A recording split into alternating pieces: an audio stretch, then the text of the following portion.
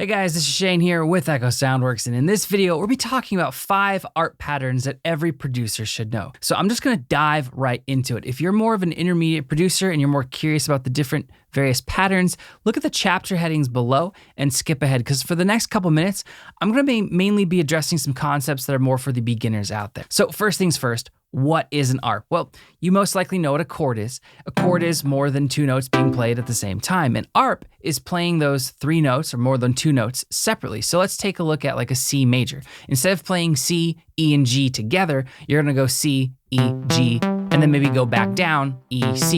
So it's this ascending and descending pattern that's rooted in a chord. That being said, now we got the basics out of the way, let's take a look at the first pattern. So the first pattern is one that I call the hollow arp pattern. I call it that because it's really hollow sounding, and that's on purpose. It works well in sections of the track where you maybe don't want to hit your listener with the melody just yet, or it also works in sections of the track where there's already an established melody and you want to fill things out a little bit more. And if you had a less hollow sounding chord, a more fleshed out sounding arp, it might kind of compete and conflict with the other elements in the track. So let's look at how to make the hollow arp pattern right now. All right, so before we get into the actual hollow arp pattern, a couple things we need to discuss. You need to have an understanding of the key of your song and the tonic. You need to know what chords are in your chord progression. If not, using or creating arps is going to be pretty difficult for you. So this chord progression in this track that we're working with is going to go from E major to C sharp minor to G sharp minor to B major. Now I know some of the music theory buffs out there are cringing that I said sharp and minor, but it's just the way I look at it. I know it's technically a flat minor. So that is a good starting point. And a good starting point is then thinking about the tonic of your key. This is G sharp minor, and that's usually a great starting point for your arpeggiated patterns. So let's listen to the track real quick.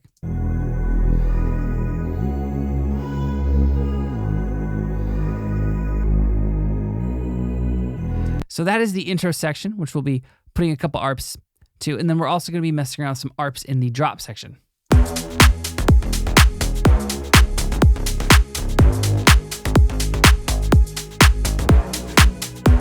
All right, you get the idea. So let's go back to the intro section. So the first one we're going to look at is this hollow pattern. Now what makes it hollow is that you're leaving out the third, which determines whether a chord is a minor chord or major chord. So we're going to go on the 1, G sharp, the 5 of that chord, which is going to be a D sharp, and then we're going to go up to the octave, down to the 5 again, and then that just repeats over and over and over, and this is this very unassuming but helpful arpeggiation.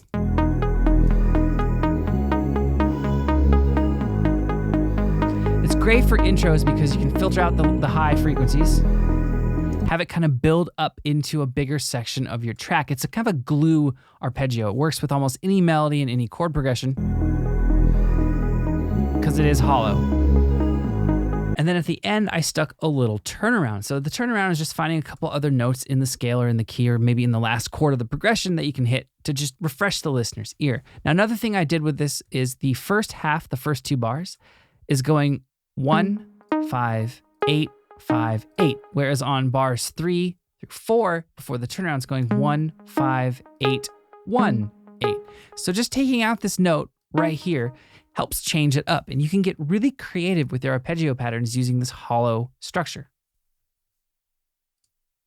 All right, so next up is one that I joke around. I call it the Jeopardy Arp Pattern. It's kind of like this one that's biding time until something more interesting happens. Guitarists use it all the time. Like a funk guitar riff that is incredibly common is just these 2 notes, and it just goes back and forth between those. It's this incredibly light sounding arp, and it literally could play the entire duration of almost any song and not have any conflicts with other parts of the melody or chord progression. So let's look at how to make that right now. All right, so it's not actually the Jeopardy melody. I just mean that in the sense of it just seems like you're waiting for something important to happen. So with this, you're going to start on either the 1 of the chord, so in this example, our G sharp, or you could start on the 5th, right? It just depends what vibe you want to go for. So this is literally just 2 notes, over and over and over. So we're going to go just like this. Now this example right here is the 1, the tonic of our chord, and then the 5th.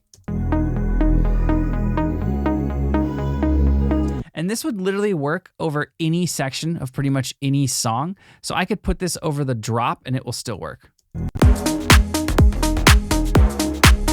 Right? It's just because it's so hollow and so sparse. It's just the 1 and the 5.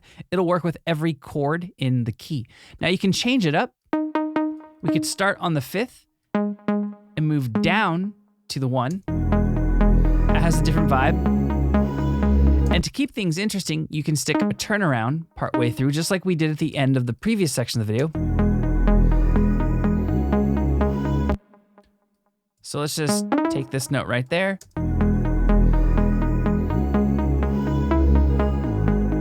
Right, and now we have that little turnaround. Now you can actually mess around with 1, so the tonic, which is our G sharp, and then the octave above it. Now that sounds a little bit 80s here and there, because if I play this pattern, right, that whole vibe, except for that horrible wrong last note that I played, is kind of an 80s vibe, the galloping 1 unison, or the 1 in the octave, right? But that does work in a lot of different genres in current music. All right, so here's a cool little bonus tip. So once you've established that you like maybe the 1, the 5, or the 5 and the 1, or what we have here, the 1 and the octave above it, you can then combine any of the other arp patterns we're going to look at. And some of you might be thinking, well, why am I not just using an arpeggiator? This is why. I like using either the piano roll or MIDI editor in my DAW or playing on keys, because I can do a lot more intricate things with the arps, and it works especially well in house. So for instance, we're gonna go 1 octave, 1 octave, then 1, 5, octave, 5. And it just has this really nice, refined sound to it.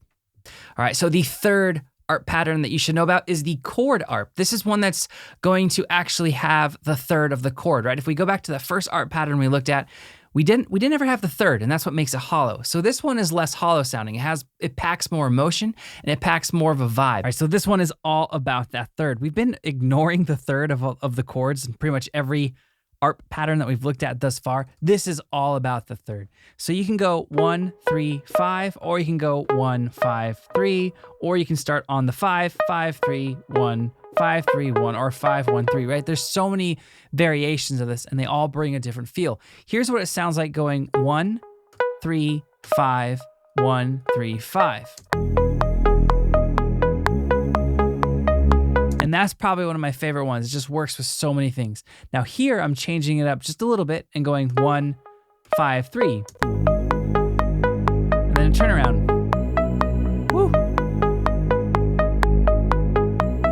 Let's put this 1, 5, 3 at the beginning. See how that sounds with our first chord. I think it's gonna sound really cool. Yeah, I love that one. That's probably one of my all-time favorite arps right there. All right, so the fourth arp pattern is what I call the chord follower. Instead of just staying on one chord, usually the tonic of your key, it's going to actually follow the chord progression around. Now, this is where you can start to combine the previous 3 arp patterns that we looked at. You could use hollow sounding notes or voicings for this chord follower, or you could use ones that make use of the whole chord. It just depends on what you're going for and what vibe you want the listener to feel. Now, it usually doesn't work or doesn't sound that cool to just follow your chord progression in root position chords like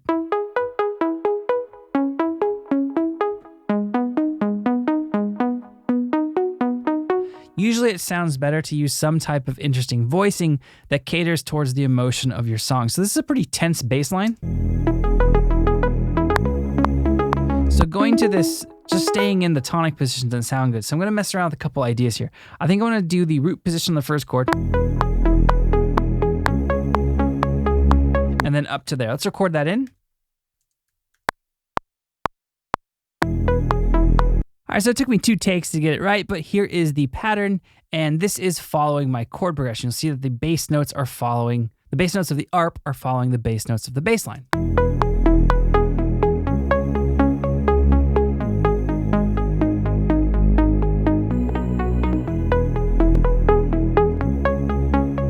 Now you'll notice that I took out the vocal chop. Now, a lot of times when you're working with a track that has a lead like a vocal chop or another synth line or a guitar, whatever it might be, this type of arp pattern might be too busy. It might conflict and clash with certain notes in the melody. So this might work with more of a sparse arrangement.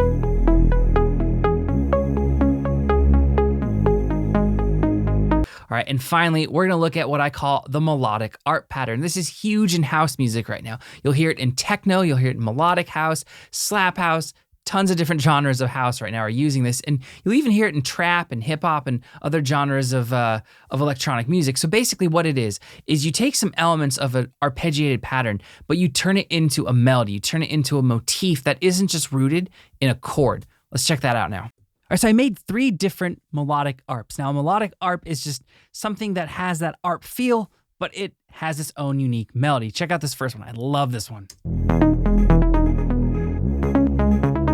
Woo. Drums come in. Yeah, that one's one of my favorite ones. Now, it actually progresses nicely into this next pattern. So this first one right here, this is a descending pattern. This is basically starting with, there's a lot of downward motion, right? Like you can see it starts here, goes down, starts there, goes down. Now, in terms of what's going on chordically, not a lot. We are following the bass line essentially, but we are up here, we're basically just stripping out some of the notes that would be here in the other arp patterns that we already made, and we're putting this half-step turnaround. Now, this purple pattern here is a similar motion, it's just way more ascending. It goes up instead of down. You can see it goes up and then down, up and then down. But putting those two together is awesome. So having a section that goes from a descending melodic arp pattern to an ascending one sounds really cool. Check it out.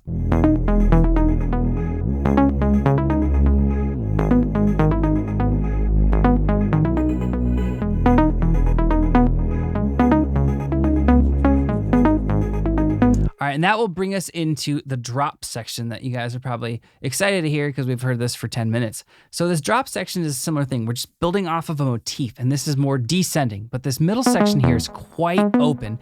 And if you've heard any of those kind of like lane 8 style songs where it sounds like they have the kind of an arpeggiated pattern, it's this chill arpeggiated pattern for the lead and the drop. This is essentially what he's doing. And I'm not saying I'm nearly as good of a producer as lane 8, but it's the general idea. It's having this pattern that is somewhat arpeggiated but has some motif of a melody. Check it out.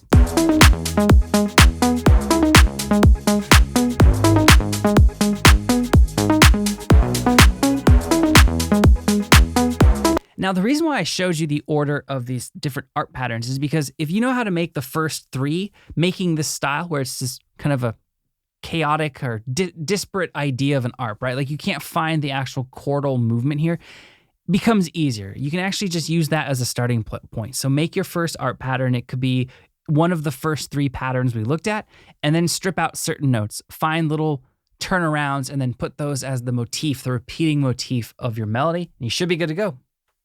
All right, so that's gonna sum up this video. If you guys have any questions or comments, you can post those below and we'll get back to you as soon as we can. If you guys aren't subscribed to our channel, you know the drill. Hit that subscribe button. The support really does mean a lot to us. And if you guys haven't ever checked out our website, echosoundworks.com, definitely head on over there. There's a ton of free content, samples, loops, and presets. And of course, there's some premium sound sets and sample packs as well. And lastly, if you guys use Instagram, consider giving us a follow. We run a lot of contests, giveaways, and promotions on that platform. And I think you guys will like what we're doing over there. All right, thank you for watching. I'll see you next time.